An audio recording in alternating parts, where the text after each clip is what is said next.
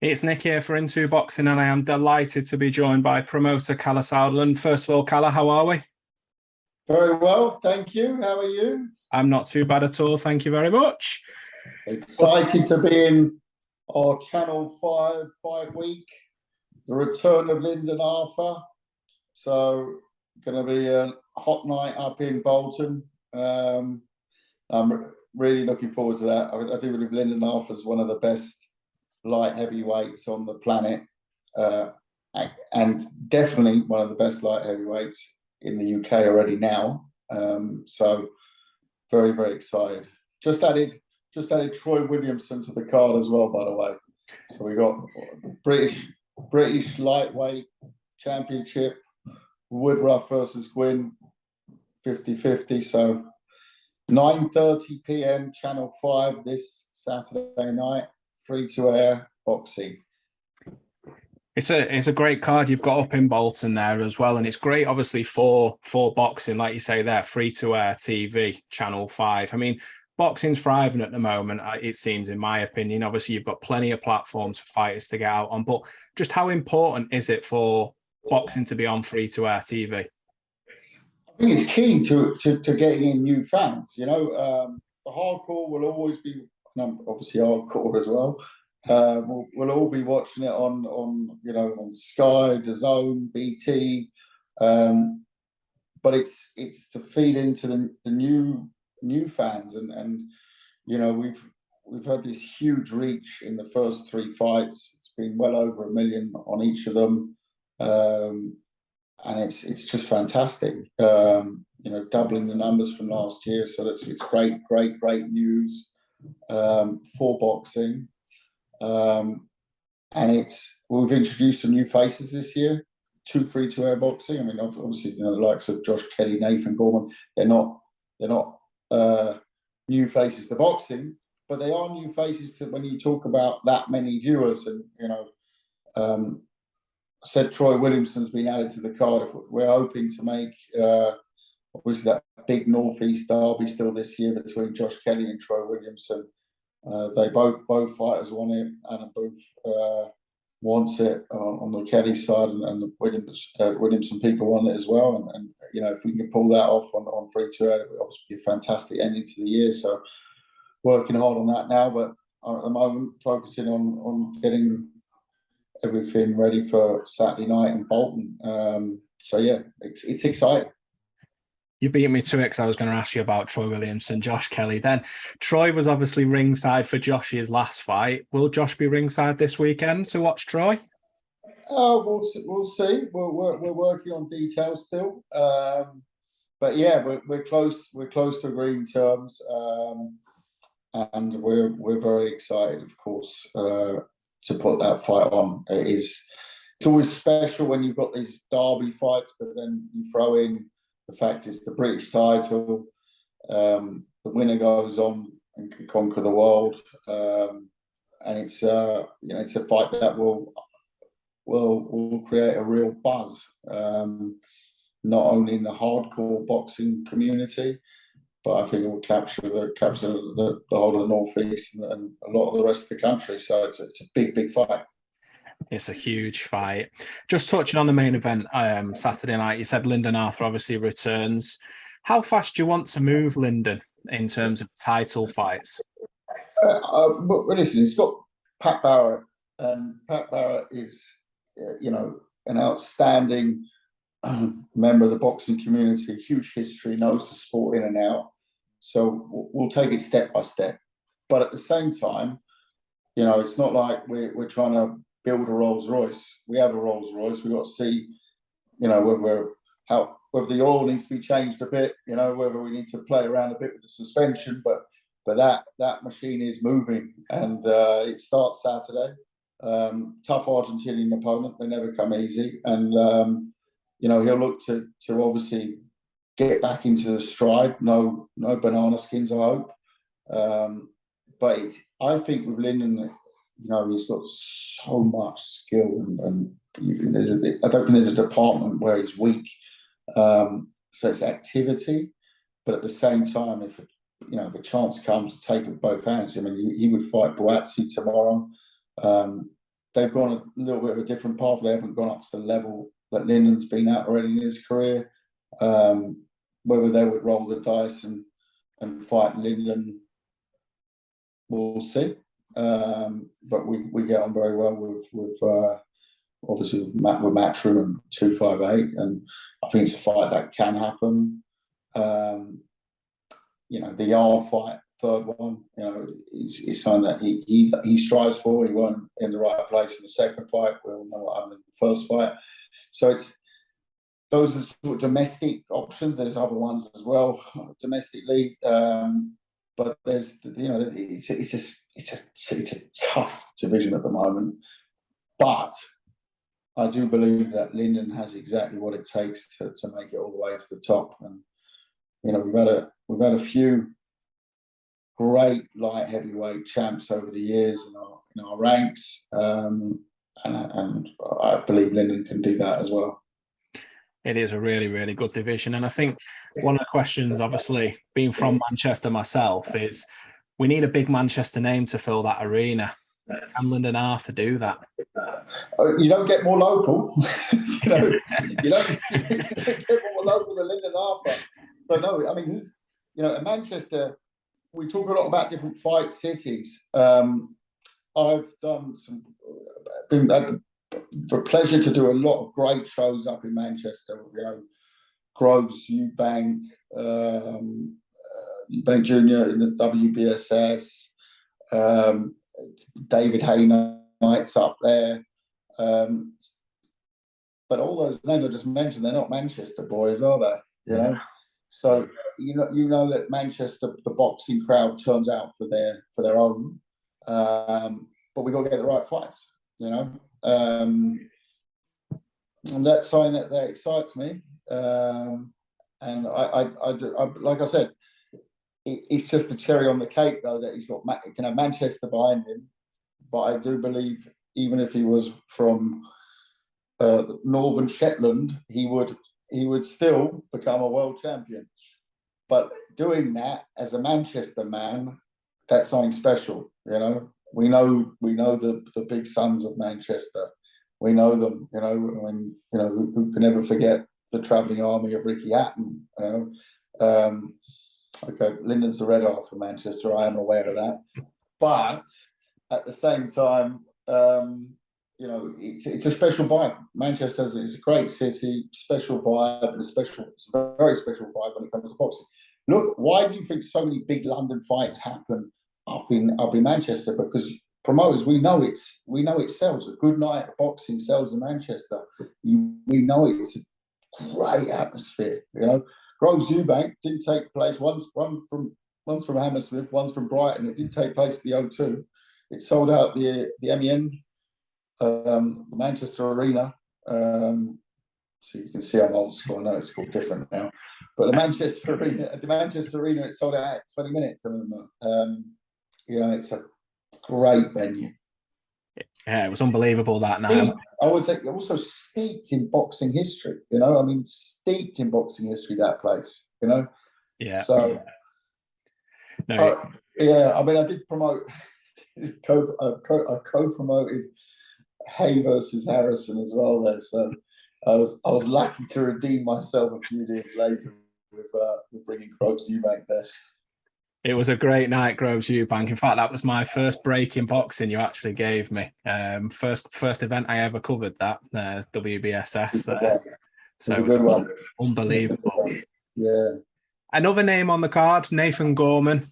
Obviously getting keeping active. I think we spoke about that last time. Obviously, there's still that carrot dangle for the Fabio Wardley fight. Is that still on to take place after, if Nathan's successful this weekend? It is, and I won't say too much because we're just about to go out with something. So I won't say too much to Nathan on this one. But just that, obviously the big fight this year for him is of course the Wardley fight. It's the belt we want to get. And go on and defend that belt and bring him up to European level and then world level, step for step. Yeah. Some big fights, and that's a massive fight for Nathan and Fabio. It's been an unbelievable fight as well. Both really talented lads. Right, let's talk about the the big news over the last sort of few hours. Last night, I think it was a break on social media, some report that Chris Eubank Sr. had pulled Junior out of the fight over concerns of the 157-pound catch weight. First of all, just your thoughts on that, and have you managed to speak to either Junior or Senior since the break? No, I mean, I spoke to Junior.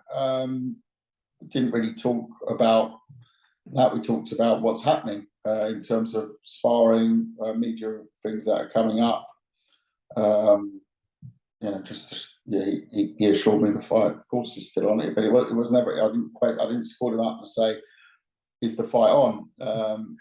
He wanted this fight more than anything. There were other options, and that's the fight that we signed for, and that's what we have signed. And that's really all I can say to it. I mean, I don't know the context that these comments were made in. They were made to one journalist, and the way it works these days. If you get gold dust in your hands and there's a good quote, you put it out. It is what it is. All I can say is the fight's on. It's a signed fight. It's not like we've done press conferences, face-offs, press tours, sparring sessions, and we're still negotiating contracts. The contracts are long signed, and the weight element to it is something that was dealt with very early on in the negotiation, and something that was the let's say one of the earliest points that was dealt with, which is quite logical. And the rest is something between Senior and Junior. I've got so much respect for Senior. I grew up watching his fights. I've had the pleasure to work with him for many years.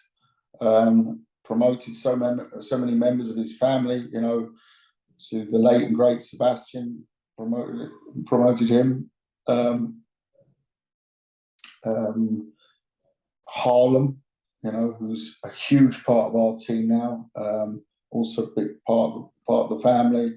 Of course, his son Junior since quite a few years now as well. So I'm privileged to work with this great family, and I've never get involved between father and son. That's the biggest mistake anyone can get made, and that's so. In terms of training situations with Senior, not Senior, that's something that's down to Junior and his team. That's something that I can't comment on at this stage. All I can say is he sparred yesterday. We keep flying in new sparring partners. He's going through them, I said before, like a hot knife through butter. And he's looking terrific. He's looking terrific already now. And yeah, he's in beast mode, and we've all seen the face off, which has been fantastic to watch, and I think he's really come out of. And he's always been very great with the media and press conferences and everything. But on this one, I think he's really excelled, and he's taken it to a new level. I think he's really enjoying himself. I know, obviously, you said there about the training situation. I mean, I asked Junior when the press conference, when announced the fight, and he said, "Are you going to America with Roy Jones, or are you staying in the UK?" He said, "No, I'm going to be UK based." Has he got a trainer in place, a head trainer for this fight in place as of yet? So he works with the same team with Ron, and he's got a whole team down there in Brighton, and then he normally brings in Jones for the final period. That's been for the last couple of fights at least. How that's going to work in the next few weeks, he's working on. Once again, we're the promoters. He's self-managed. We don't manage him, but of course, as a team, we provide services like sparring partners, whatever he needs, basically. But it's his decision, and he's the only one who's got to be comfortable with that decision. I know what he said at the press conference, that he'd love his dad in the corner, and that's between them what happens there. And that's all I can say to that. That's between the pair of them.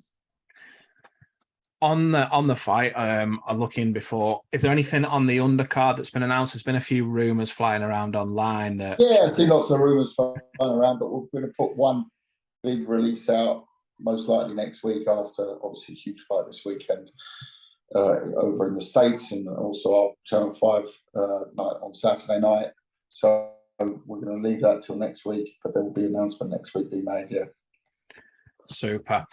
Just to get your thoughts on a couple of other things. Tyson Fury, Anthony Joshua. Looks like terms have been agreed from AJ has agreed the terms of Fury set for the 3rd of December. It's looking like. Just your thoughts on that. I think it's, if it's true, terrific. Just I always have the question, with the love between the two sides, is someone having a wind up?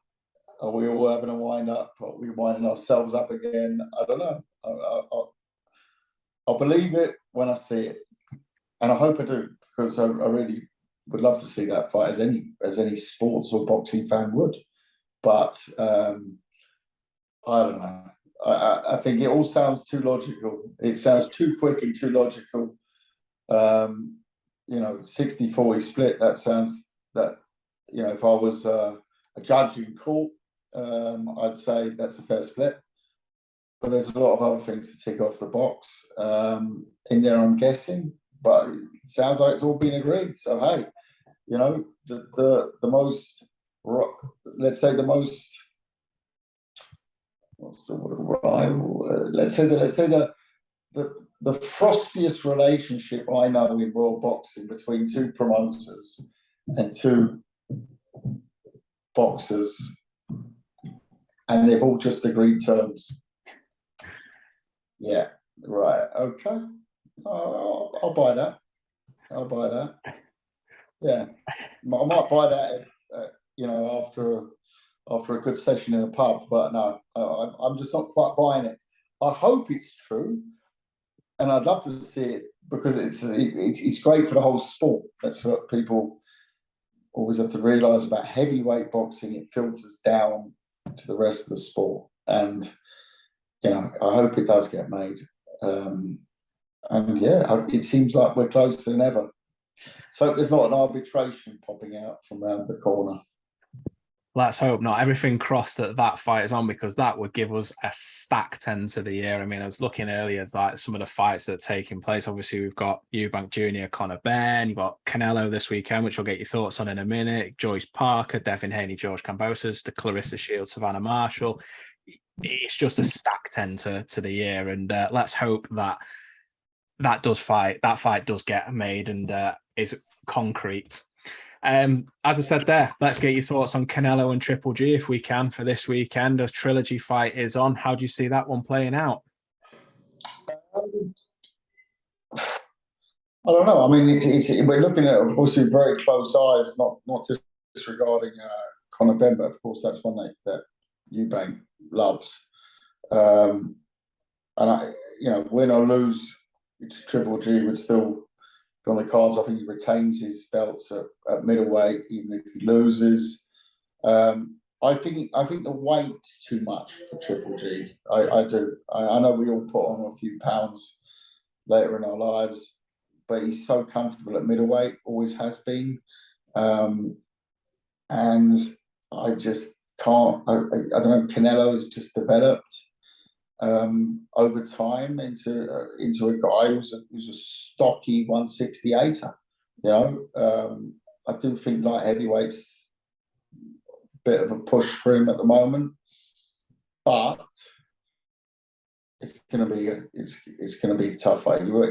Triple G is just a tough guy. But I do think that Canelo's fighting him probably at the right weight for Canelo at this time of Triple G's career. So I'm going Canelo points. Canelo points. And finally from me, we spoke I think it was the week just before the Misfits KSI show, which I think went down a treat. I think it was a really well put together show. I think a lot of people were crediting it. Obviously, KSI gets to 2 wins in this one night. Sorry, that was massive. We had the fights last weekend. Anderson Gibb came through, and I think there's been a bit of back and forth. People saying, "Oh, KSI, Anderson Gibb." I think Jake Paul alluded to it. Said if Anderson Gibb beats KSI, then he'll fight Anderson Gibb. Is there anything sort of been spoken about since then about KSI's next opponent? No. And you know, he's got his other things going on as well. We're working on that short list, which he put out at the press conference, you know. In fact, we've got some calls tonight on that. I would say on Misfits, we are back in the UK, Sheffield, on October 15th. We are coming to Sheffield. Card announced tomorrow, Wednesday. So, and it's a cracker. So that's the next one. KSI will be out again in January, and give us a few weeks on that, and we'll have something very, very tasty. As he showed us in the first event, as a promoter and a boxer on the event, he's certainly creative in the matchmaking. I mean, it was a fantastic card to watch in terms of entertainment. It was just brilliant. It was, just amazing, and I'm looking forward to the next one. It really was. It was an amazing card. Some real talent on the card as well. I think that sort of shocked a few people at the levels that they'd all trained very hard to get to. And the ones who weren't at levels, it was still fun to watch because it was sort of matched. There wasn't, anything brutal on that. I mean, if you look at the heavyweights on the night, they were both clearly novices. But hey, it was entertaining. It was what it was. No one said it was going to be the next Ali Foreman. It was what it was. And those, if you don't like it, don't watch it. But don't knock it. They're only trying. And that's what they do. They entertain. They're entertainers, and just happy they chose a sport of boxing for us to grow its fan base, which will hopefully go into classic form of boxing. And that's what we're there to do, and have a great time doing it. And can't wait for Sheffield. It's a fantastic card. I can't wait to announce it tomorrow.